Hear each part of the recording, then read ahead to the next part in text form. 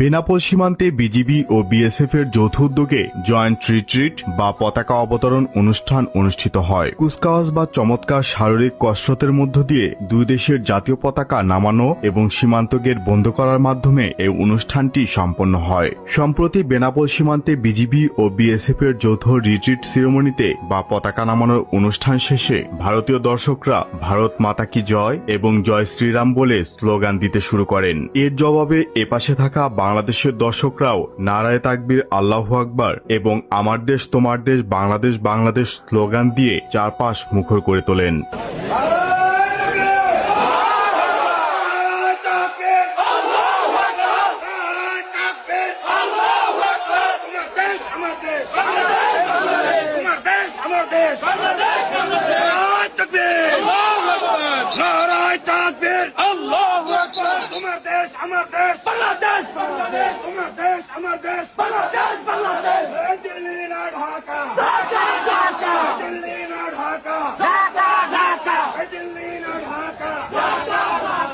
সেখানে উপস্থিত একজন দর্শক বলছিলেন, বাংলাদেশ ও ভারতের সীমান্তরক্ষী বাহিনীর অংশগ্রহণে অনুষ্ঠিত এই অনুষ্ঠানটি বরাবরের মতোই ছিল শৃঙ্খলাপূর্ণ ও দর্শনীয়। আমরা বাংলাদেশের গ্যালারিতে বসে অনুষ্ঠান উপভোগ করছিলাম। অনুষ্ঠান শেষে বের হওয়ার সময় ভারতের দিক থেকে কিছু লোক উচ্চস্বরে জয় শ্রীরাম ধ্বনি দেয়। তখন আতাউর রহমান বিক্রমপুরী নামের বাংলাদেশি ভাই দৃঢ়কণ্ঠে নারায়ে তাকবীর আল্লাহু আকবার ধ্বনি উচ্চারণ করেন। মুহূর্তের মধ্যে উপস্থিত অসংখ্য বাংলাদেশি মুসলমান সেই তাকবীরের জবাব দেন। তাকবীরের ধ্বনিতে চারপাশ মুখরিত হয়ে ওঠে।